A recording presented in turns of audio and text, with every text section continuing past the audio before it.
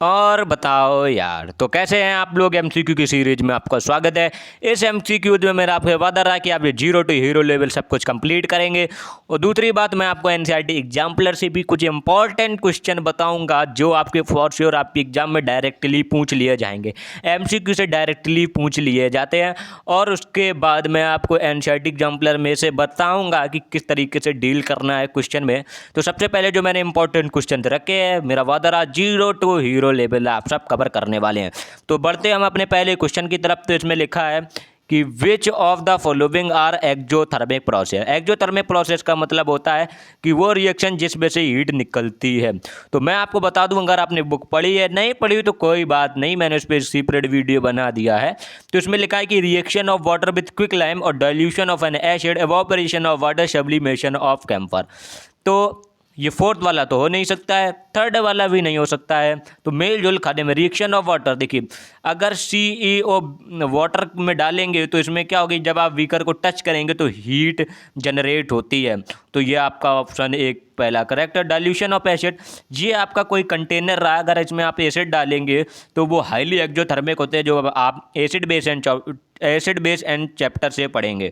तो first and second है, तो इसका मतलब ये है कि ए वाला हमारा करेक्ट आंसर। ये आपको चीज़ें कंप्लीट हो गई। तो बढ़ते हैं हम अपनी नेक्स्ट पेज की तरफ। ओके, तो इस क्वेश्चन को मैं पढ़ता हूँ। ओके, इसमें लिखा है a teacher gave 2 test tube, मैंने 2 टेस्ट ट्यूब बना लिए हैं।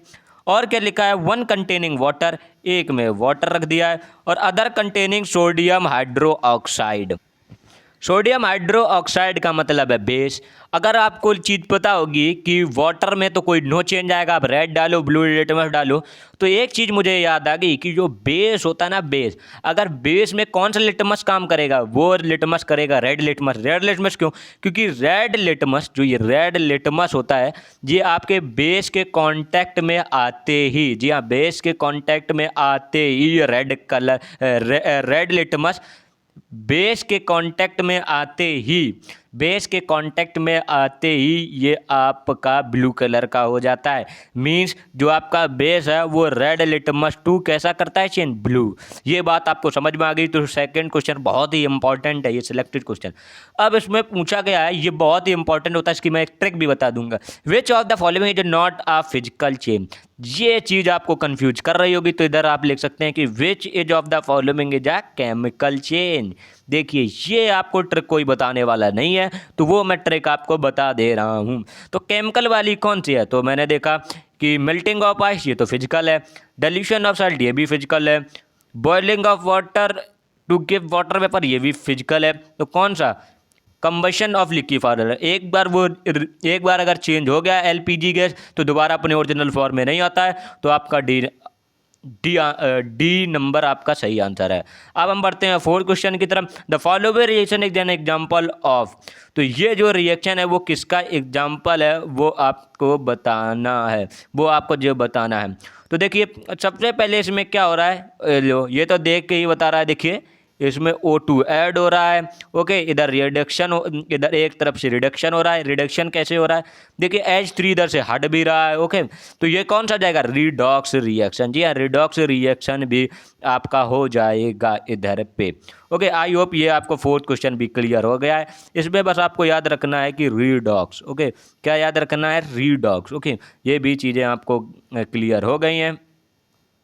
ओके, तो ये हमारे 4 क्वेश्चन कंप्लीट हो गए हैं। तो बढ़ते हैं हम अपनी नेक्स्ट स्लाइड की तरफ। ओके, तो फिफ्थ क्वेश्चन में बता रहा है कि which of the following is true for an unbalance chemical equation. Unbalance chemical equation का दूसरा नाम क्या होता है, स्केलेटन। हाँ जी हाँ, स्केलेटन होता है कि दोनों साइड, मतलब जो रिएक्टेंट और प्रोडक्ट साइड, जो नंबर ऑफ मॉलिक्यूल होते हैं वो इक्वल नहीं होते हैं। बस इतना ही बताना चाह रहा हूँ मैं आपको। तो क्या है इसमें, क्या लिखा है कि पहले ऑप्शन में लिखा है कि the number of item is equal to on both side, बिल्कुल गलत बात है, ये तो हमारी बैलेंस की है। The number of item is less on the left side of the side, ये भी गलत बात है। Number of it is more one right side of the, ये भी गलत बात है।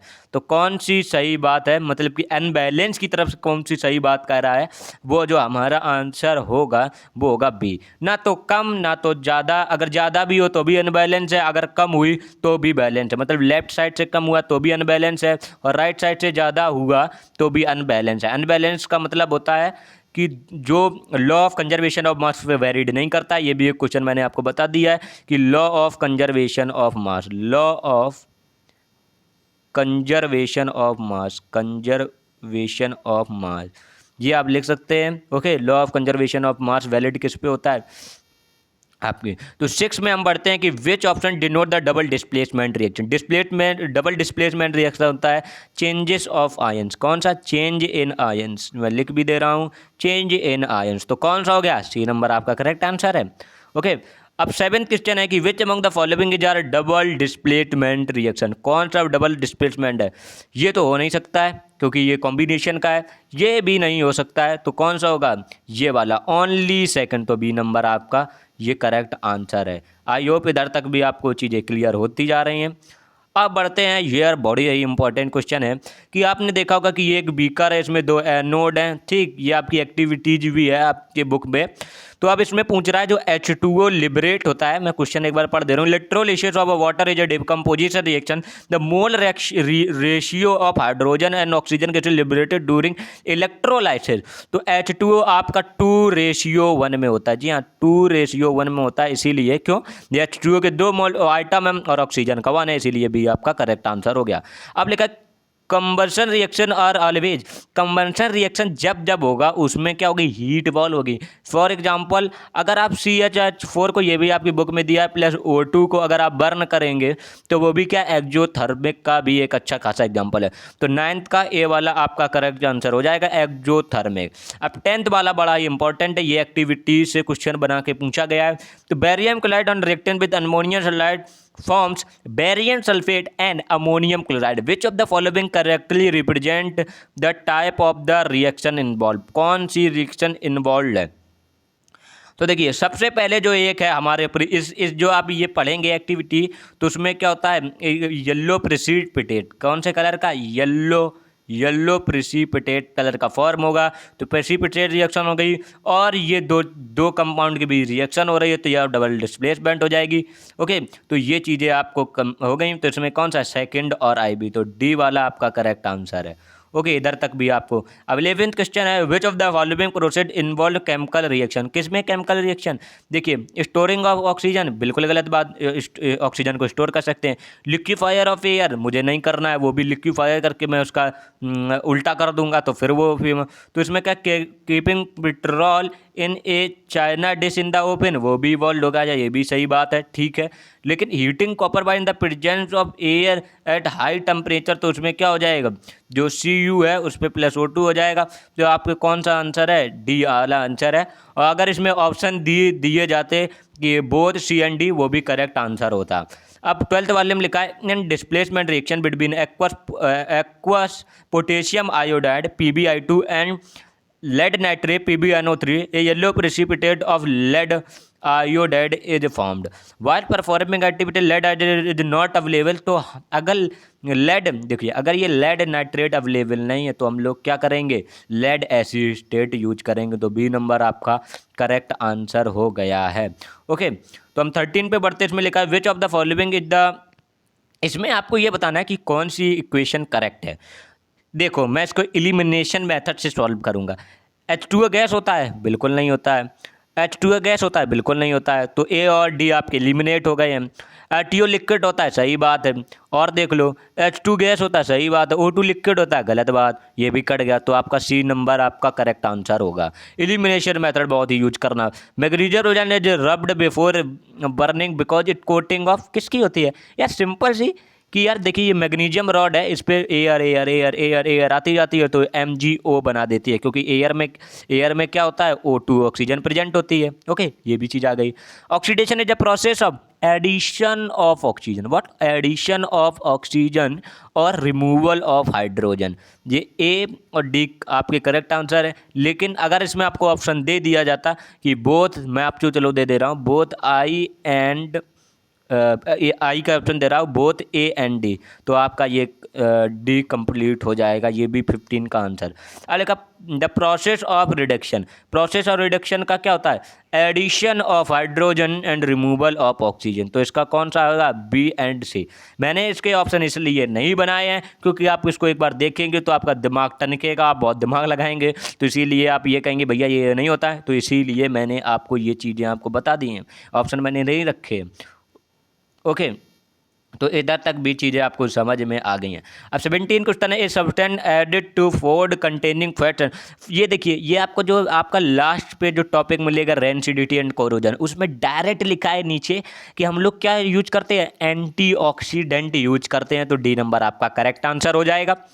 तो 18 the condition proceed by aerial oxidation of fats and oil in food mark unpleasant smell and taste, तो वो क्या होता है, रेंसिडिटी होता है। जैसे ये आपका फूड रखा है, मैं चलो बना दे रहा हूँ, ये देखिए आपके डोमिनोज के पिज़्ज़ा डोमिनोज के आपके चिप्स रखे हैं, मीन्स फ्रेंच फ्राइज रखे हैं, वो अगर बहुत देर तक रखे रहते हैं ना, ये देखिए ये बहुत देर के अगर रखे रहते हैं तो इसमें ऑक्सीजन ऐड हो जाती है, इसीलिए रेंसिडिटी हो जाती है, तो आपका सी नंबर करेक्ट आंसर है।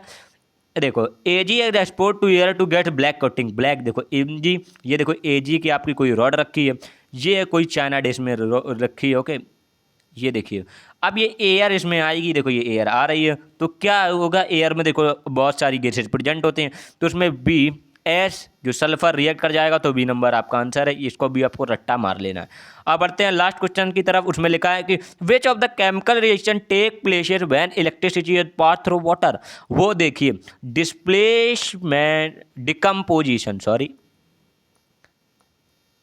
देखिए डिकम्पोजिशन, ये मैं आपको पूरा बता दे रहा हूँ कि डिकम्पोजिशन एक किस तीन द्वारा होता है, एक हीट के द्वारा, एक होता है इलेक्ट्रिसिटी के द्वारा, एक होता है सनलाइट के द्वारा, तो तीनों पे इंपॉर्टेंट क्वेश्चन आ जाते हैं, वो भी मैं आपको बता दे रहा हूँ। तो ये कौन सा हो जाएगा, इट्स पास थ्रू, ये कौन सा है, डिकम्पोजिशन। और मैं आपको चलो एक कुछ इंपॉर्टेंट आपको बता दे रहा हूँ नेक्स्ट पेज पे। ओके, आई थिंक ये आपको सब क्लियर हो गए, तो चलिए मैं नेक्स्ट पेज पे बता दे रहा हूँ। आपका वाइड फोटोग्राफी वाला आपको एक ढूंढना है, आपकी बुक में मिल जाएगा, वो भी आपका एंसो के, सॉरी ब्लैक फोटोग्राफी, अरे यार ब्लैक फोटोग्राफी, वो ब्लैक फोटोग्राफी, ये भी बड़ा इंपॉर्टेंट पूछा जाता है।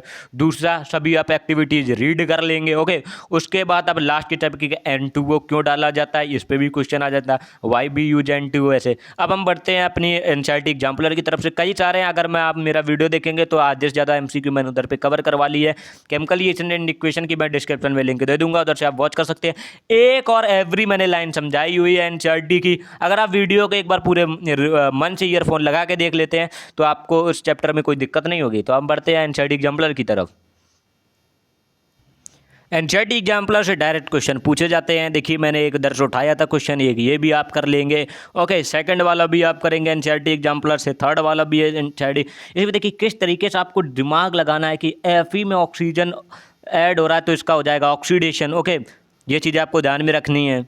आप देख सकते हैं उधर H2O में O2 हो रहा है, तो इधर पे क्या हो जाएगा, इधर पे हो जाए रिडक्शन। ओके, तो iron metal is getting oxidised, बिल्कुल सही बात रखी है। H2O मतलब वाटर इज गेटिंग रिड्यूस, बिल्कुल सही बात रखी है। ओके, ये भी है। और क्या पूछा गया है कि water is acting as reducing agent, देखिए इसमें ये गलत बात है क्योंकि इसमें हो रहा है रिडक्शन, और अगर इधर ऑक्सीडेजिंग एजेंट लिखा होता तो सही होता, वो भी मैं आपको ट्रिक बता दूंगा। अगर आपको ऑक्सीडेशन और ऑक्सीडेजिंग एजेंट और रिड्यूसिंग एजेंट में दिक्कत हो रही है, मुझे कमेंट बॉक्स में लिख देना। ये IV तो कौन से, देखिए हम लोग देखते हैं कि कौन कौन से, सी नंबर आपका करेक्ट आंसर होगा। तो इस तरीके से एनसीईआरटी एग्जाम्पलर करना बड़ा ही जरूरी होता है। ओके, तो ये लिखा देखिए फोर्थ वाला लिखा है which of the following are exothermic process, ये भी है। देखिए ये मैंने आपको बताया था डाइल्यूशन ऑफ एसिड। देखिए कितने इंपॉर्टेंट क्वेश्चन आपको MCQ बना के रखे हैं। देखिए ये कितना बड़ा ऐसे पूछ सकते हैं। ओके, तो इसमें आपकी क्रिएटिविटी और आपका थोड़ा दिमाग लगाने का, ये आप जब भी ट्राई करें जब आपका एनसीईआरटी 0 to हीरो लेवल है, वो मैंने वीडियो बना के आपको डाल दिया है, वो भी आप देख सकते हैं। देखिए किस तरीके से आपको सभी आपको घर पे ट्राई करने हैं। एनसीईआरटी एग्जाम्पलर में डायरेक्ट मतलब एक शब्द का भी चेंज नहीं होगा। और आपको देखिए इधर से भी मैंने एक क्वेश्चन उठाया था, इसी तरीके से आपके इंपॉर्टेंट क्वेश्चन बनते हैं। तो ये चीज़ें आपको बड़ी ध्यान से रख लेनी है, इसके क्वेश्चन आंसर भी सॉल्व कर लेना। देखिए कितने सारे इंपॉर्टेंट क्वेश्चन लिखे हैं, देखो 16 17, देखो इतने यार आपके एमसीक्यू इनफ हैं। अगर आप प्रीवियस ईयर पेपर उठा के देखेंगे तो इधर से बहुत सारे क्वेश्चन पूछे गए हैं, बड़े ही इंपॉर्टेंट क्वेश्चन है। ओके, अगर आप बोलेंगे कमेंट बॉक्स में, मैं एनसीईआरटी एग्जाम्पलर की भी सॉल्व कर दूंगा, वीडियो लंबा नहीं कर रहा हूँ। देखिए, अगर आपको बड़े ही मन से एक बार एनसीईआरटी पढ़ लेनी है, एनसीईआरटी जब आपकी जीरो लेवल की हो जाएगी तो आपको एक अच्छा ओवरव्यू मिलेगा। तो थैंक यू वेरी मच, अपने हरामी दोस्तों को शेयर कर देना। Okay, tata bye bye. ओए सूरज, समझ में आ गए? हाँ, आ गए समझ में।